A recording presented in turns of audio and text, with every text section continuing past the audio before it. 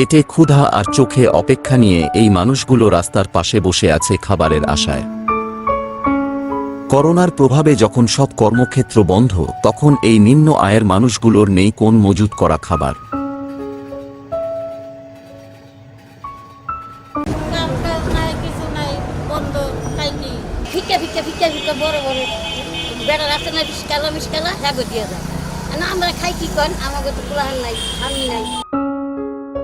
জীবন তো আর থেমে থাকে না, তাই খাবারের জন্য ছুটছে এই মোড় থেকে সেই মোড়ে।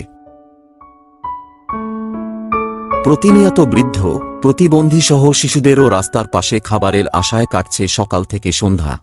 কোথায় কখন কিভাবে আসবে খাবার জানেন না তারা, অপেক্ষাই এই ক্ষুধার্ত মানুষগুলোর একমাত্র ভরসা।